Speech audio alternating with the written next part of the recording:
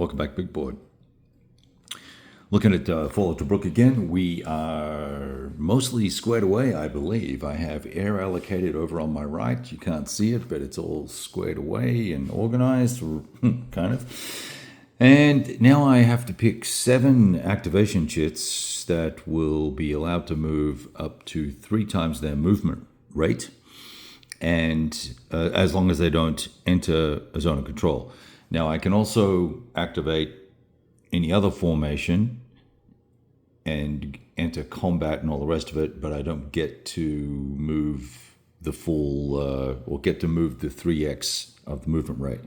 Now, since we're going to activate these guys first, and then the rest of the chits are going to be pulled out of the bucket, it would make sense for us to use these 7 special first activations, let's call them that, for the longest moving or largest distance that we want to cover formation. So that's what we're doing.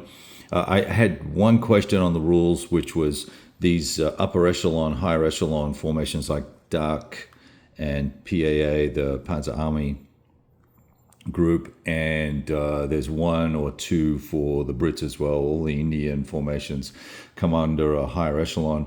When I pull that chit, does that allow me then to activate all the DAK units, which would include 15th and 21st? So I get 2 activations in a turn, potentially, for them. So hopefully we'll get a response on that question, and we'll work our way through that. If any of you have played the game, there's not been a lot of coverage on this game, so I'm not expecting to hear back, but anyone who has the game, has the rules, and would like to read the rules and give me an opinion, happy to take a second opinion.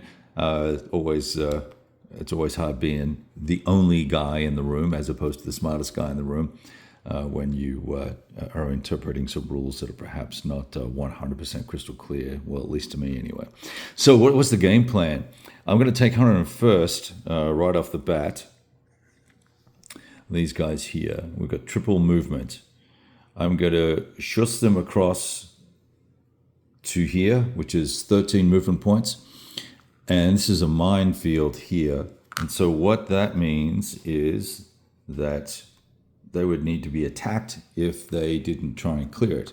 But if I bring an infantry unit, which can be a mechanized infantry unit, if I bring an infantry unit to here, I will be able to spend half of my available movement points, is how it's worded. So that would mean, i.e., half of the remainder of my movement points. And then I can cross this.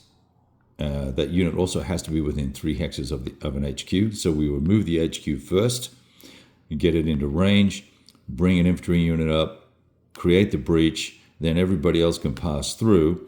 And then when I pass through with the 101st, I'm going to use them to move down this way.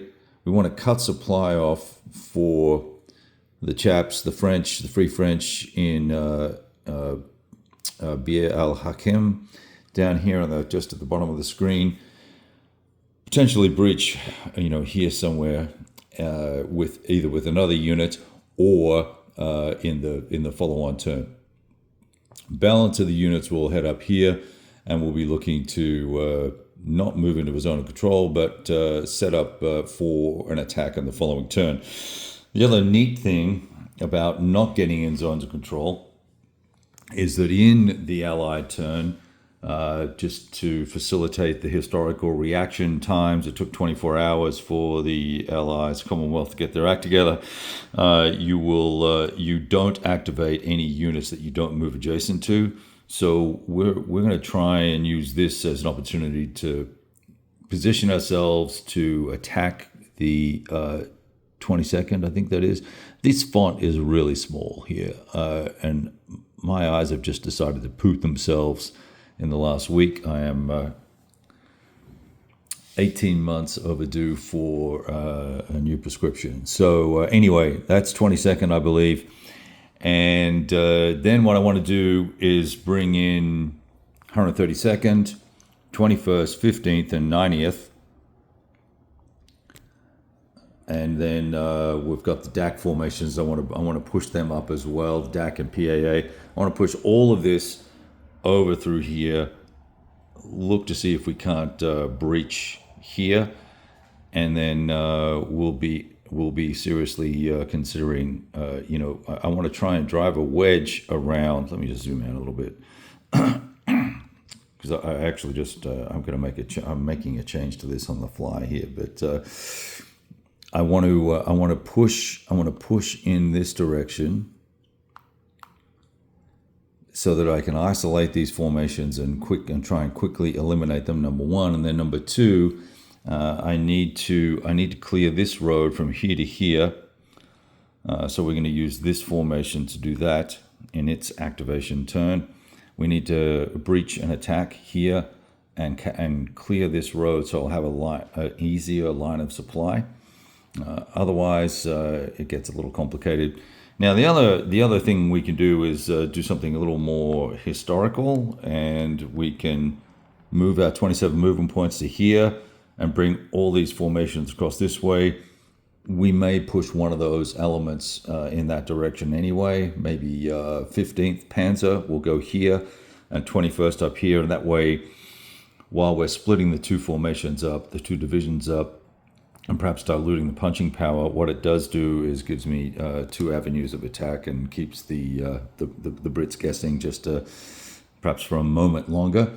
So that's kind of the game plan. The Commonwealth kind of have to sit it out pretty much for the first turn, which is one of the reasons why I think there was a second scenario offered that starts on the 27th, where everybody arrives here historically, and you just sort of kick off from where the historical flanking movement was and go from there. But I think it'd be fun to try and do something a little bit different.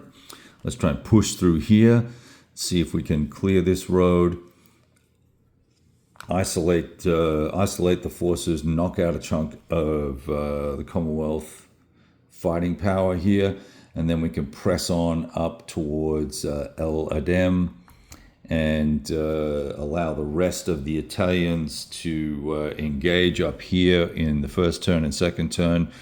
We've got some ideas around how we would like to handle that. I want to move this formation, which is the 27th Division. I want to move them sort of this way, so that I can keep forces. I can keep a barrier between the 50th or the 150th and the 50th.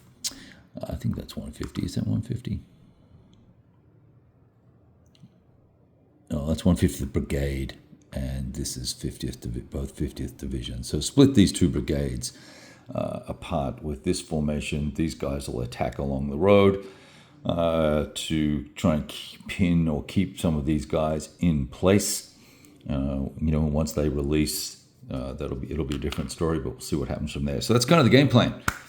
We'll see how it all works. I am going to cheat, though. I'm going to get my mechanics down on combat and all that rest of it by actively working this little section of the map first and doing it out of sequence. But we'll run these two divisions first.